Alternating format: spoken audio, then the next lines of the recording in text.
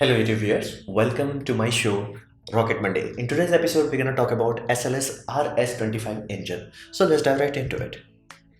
Well, it's a very simple liquid fuel cryogenic rocket engine. What does that simply mean? Simply means it using liquid oxygen and liquid hydrogen, one of the coldest liquid known to man. So it gets very cold. Now it is a staged Kanban cycle, which is a very big deal because as of now, as of me making this video in 2020, there are very few rocket engines that are completely closed cycle, very few, and most of them are reused everywhere else. Basically, think of it this way. Even the SpaceX Merlin engine, that's open cycle, it's not closed cycle. Making a closed cycle engine is a very complicated thing. Doing that with hydrogen makes it easier in one regard, makes it complicated in other regard. So making a closed cycle engine back in basically its first flight was in 1981, April 1982. That's a very big deal, and it was first targeted. The whole engine was developed in conjunction with Space Shuttle, so it was the main powerhouse for the Space Shuttle. So RS-25 is still going on. So RS-25 actually outlived the Space Shuttle. Now then the question becomes, why the heck we even basically NASA even built it? Well, you have to understand it. Closed cycle simply reduces any wastage you have. Basically, your rocket, no matter how cold it is, no matter how hot it is simply relying on chemical energy. But when you are running a turbo pump and all you are doing is with this exhaust, which is unburnt, either you will have too much fuel, which we call fuel rich, or you'll have too much oxygen, which is called oxygen rich. Basically that is rich. Basically the chemical energy in those system is not exploited. You are just letting it out, how the Merlin engine does. So people really wanted to tap on that energy because that is like 2-3% extra power, and also makes your rocket, while powerful, also it makes it more efficient. So it's a win-win scenario as long as you can figure it out how to do it. It's very complicated. So Soviet Union, I'm not talking Russia, Soviet Union in 1960s figured out how to make NK-33. That is the first known engine that successfully achieved oxygen rich. Basically people wanted to make a closed cycle engine for a very long time, as long as they understood thermodynamics. Problem was, if you make it basically fuel rich, kerosene rich, it's easier to do, but kerosene, the soot that you will create, it will basically clog up everything, and it is very destructive. Then somebody thought, okay, instead of making fuel rich, how about we make it oxygen rich? Problem is, hot oxygen can destroy any metal known to man. So somehow Soviet Union in 1960 figured out how to make a metal alloy that can withstand it for long enough for a rocket engine to work. So that was mind-boggling. NASA basically CIA did find it out that it had happened, but they did not believe it. It's like, no, no, it's propaganda. It cannot be done because it's a very complicated thing. Somehow they had managed to do it. But then again, once Russia was formed, collaboration started, and then they were like, oh no, they actually did this.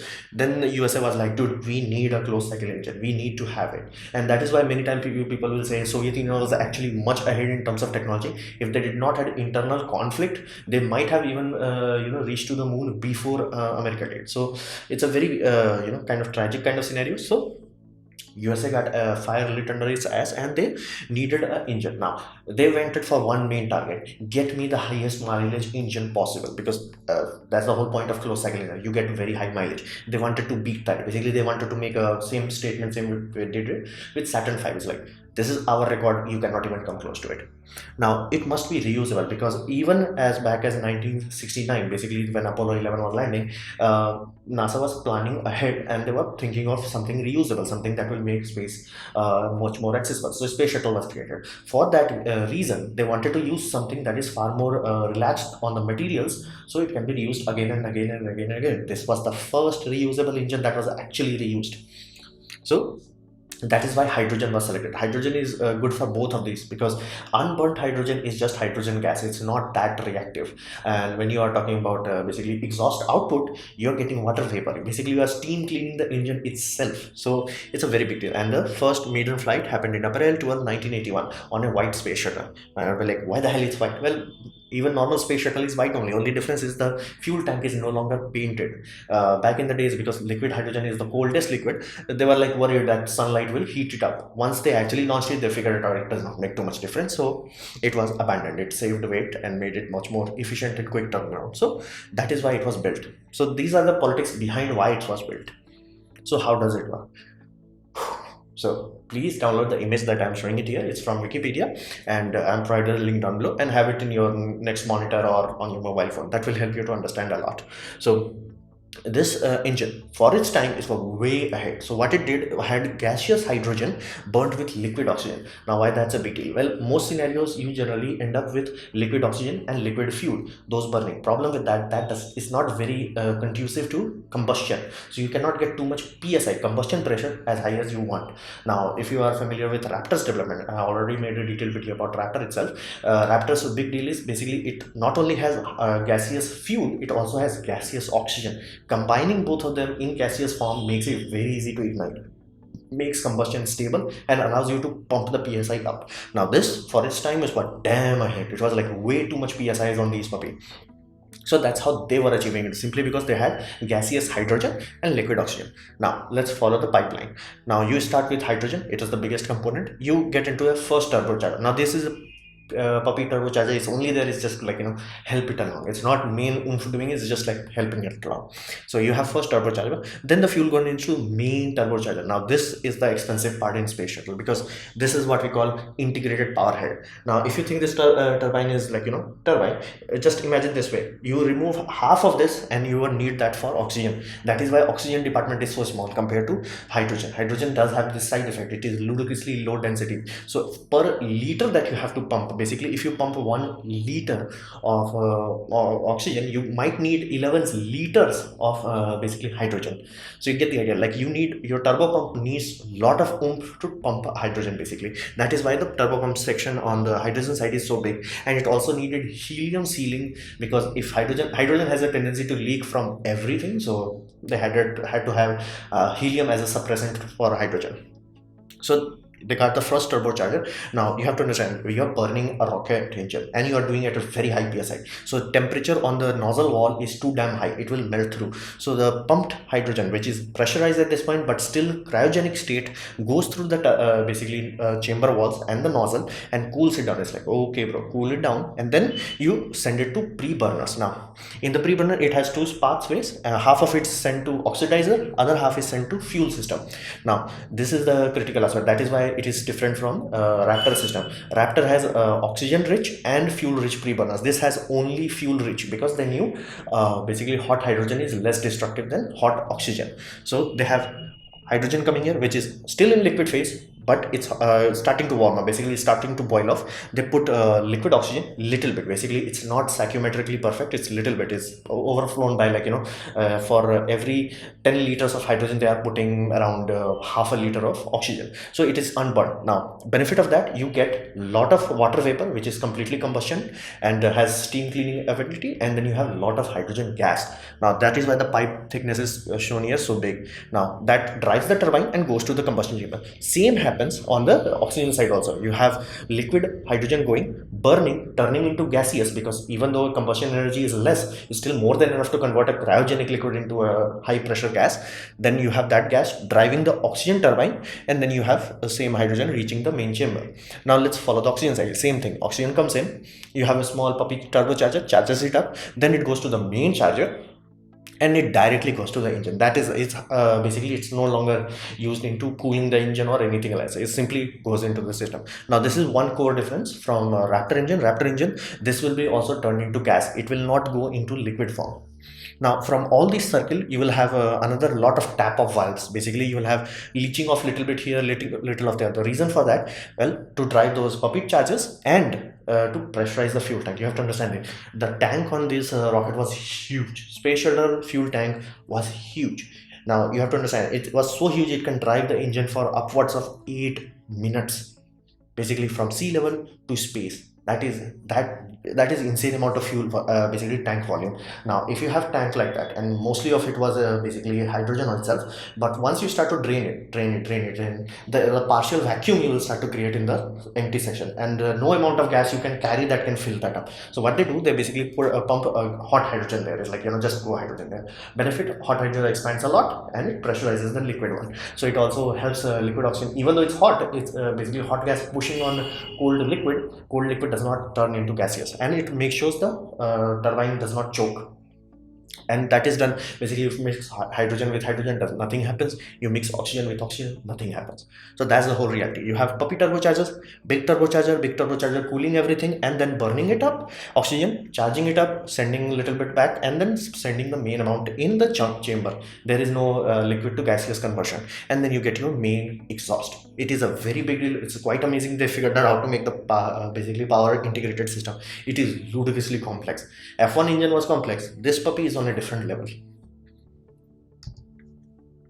So what about the nozzle? Because this is one of the greatest achievement of RS-25. That is one of the only engine known so far that literally ignites itself on the sea level and shuts it off in space. It's not like in a high altitude. It literally shuts it off once it's actually in space. So that's a very big deal. Nozzle. Why it's a big deal? Simply because you make a nozzle like this. Now it's perfect for sea level. Why? Because you want exit pressure to match the outside pressure. If it does not happen, let's say the exit pressure is too much, basically your nozzle is too wide, the atmospheric pressure will push it down because it's 15 psi. The atmosphere is very strong and it will push it down. You will have what we call flow surrender. Basically, this is how you're supposed to be, your gas layer versus your nozzle wall. This is how you're supposed to. This will happen. And the moment it happens, it will become unstable and your rocket explodes. So how the heck you design a nozzle that literally works from sea level to space? Because if you don't do this, if you're like, okay, I'm gonna make my nozzle small, so it is completely stable in basically lower orbit, or I'm saying lower sea level, awesome, you can do that. But problem in space, you will be losing mileage, and you need mileage in space. So they created a over expanding nozzle, but they curved it back. So instead of nozzle being just like this, they had like this. So this may not be very obvious, and you have to actually physically see it because it's quite subtle. But that little bit of folding it backwards added extra pressure here, made it stable on sea level and efficient in vacuum of space. So that was quite ingenious engineering, and the reason that is why it needs so much cooling to the almost last level. Basically, if you see many other engines, they don't have cooling going to the last level. Even in basically SpaceX vacuum engine, you don't see any cooling channel. The cooling is only done for the combustion chamber. Here, the whole nozzle needed to be cooling because that doing like this, that this area heated up a lot. So they needed to make sure they have a lot of cooling for that area. So that's quite amazing thing. Then this is one thing that even a National Geographic documentary messed it up, is like to ignite it, they had 3 sparkers that on the launch platform. Those had nothing to do with ignition. Those are only there because hydrogen has a tendency to leak, that they will keep leaking. And once you start the main rocket engine, that can add extra explosion to make sure those burn off those excess hydrogen, those spark plugs were ignited. Now, how do you actually start this? Well, it is doing the same thing which Raptor engine will want to do right now. Is basically they have a small burner in the center. It has a little bit of oxygen, little bit of hydrogen, perfectly mixed and ignited using an electrical spark plug. And it's basically a blowtorch, and it's unpressurized. That's why I keep saying, like, you need to, for making a difference between a basically flamethrower versus a rocket engine, is the pressure. You don't have pressure here. It's basically very easy to combust and you can ignite it. This is the same thing Raptor engine wants to do, because right now Merlin engine uses a third chemical now. Chemical option reliable, but side effect, you don't have the luxury of reigniting engines again and again. And if you are following SpaceX development, you have seen many times they are running out of T-tap. It's like boom, T-tap run out, engine relight failed and crashed. So this time they want to use electrical system, same as basically space shuttle main engine. So it had a central core. If you see any injector plate of space shuttle, you will see a giant hole in the center, and that is the burner plate. Basically it will start and it will burn off fuel before it, like, any bad blowback can happen. Now, because these 3 engines are very powerful for their time, and even now they were so powerful that it was a bad idea to start them all 3 at the same time. Generally in rocketry, nobody wants to do that. They want to make sure our rocket starts one by one, engines as in. So there is a 120 millisecond gap between all 3 engines, and I provided a video, high speed video of launch out there. You can easily see rockets, they start to burn. Basically the fuel is flowing, it's burning, but it's flamethrower mode, not rocket engine. And you can easily see a sound like boom.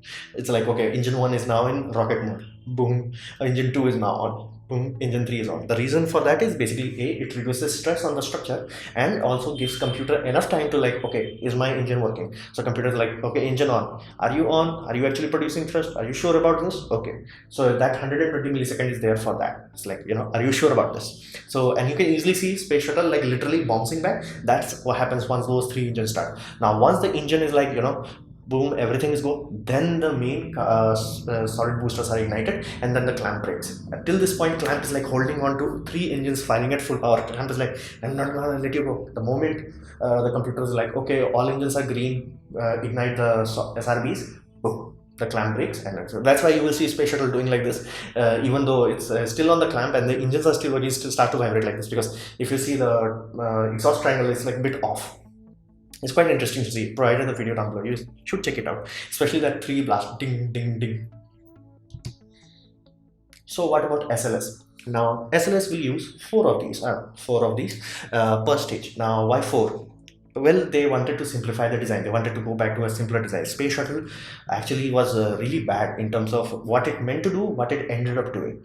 They wanted it to be cheap. It ended up more expensive than Saturn V. If you compare per launch cost, combining the cost of everything else, it's supposed to be quick. It ended up very slow. It's supposed to be safe. It ended up killing 14 astronauts. So you get the idea. Like, it was bad in every single way. It's supposed to be cheap, failed. It's supposed to be quick, it failed. It's supposed to be reliable, it failed. It's supposed everything, it failed. So they are going back to the simpler design. Now again, politics, they are destroying this, simply because the better design would have been if they had made SLS much fatter, and they're like, okay, what will be the benefit of that? More fuel, more propellant, and add a 5th engine, and you would not need SRBs, and it will simplify the production lineup. Then why didn't they do it? One simple reason: politics. Because the people wanting NASA's controlling NASA's funding, basically they are like, hey, people were employed everywhere all around the town for Space Shuttle project, they must retain their job. So they created a project in a hurry, project Constellation. Then Constellation failed. It was basically over budgeted, behind schedule by like 10 years behind schedule, and over budget by 4 or 5 billion. Then they created the same project, was taken away and made into SLS. Same thing you see here. And Orion was like also offshoot of that. So politics, basically. So SLS is not built because, again, this is what engineers need, this is what space mechanics need. No, it's built because jobs. So it is not very efficient in terms of use. And these engines, the tragedy of these engines is that they are the only engines that were the first to truly be reusable, and now they are going to be use and throw. So it's tragedy. Now, because they're going to be use and throw, they will be pushed to 111%. Now, this is one thing that many people find it confusing. It's like, how the heck it can be more than 100%? Think of this: when the rocket engine was built, it was long ago. So after refinement, polish, and multiple launches, like 100 plus launches of Shuttle was done. So they had enough time to polish the design.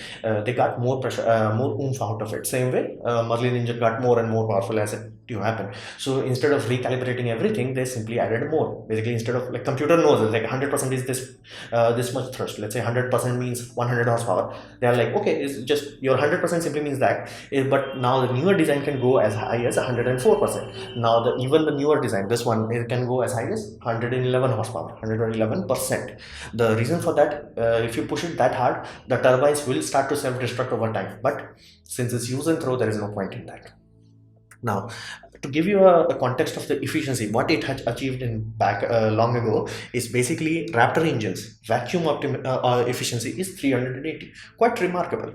But the moment you compare these puppies are like 452, basically 70 plus SI efficiency. So when people say this is the most efficient engine, they actually mean it, and it's mathematically true. Like, the efficiency these puppies achieved is like, whoa, and they achieved in 1970. So it was amazing engine, but the tragedy of these, like, being awesome, being reusable, to just being another engine that you're gonna use and throw. So it's kind of tragic, but again, that's politics for you.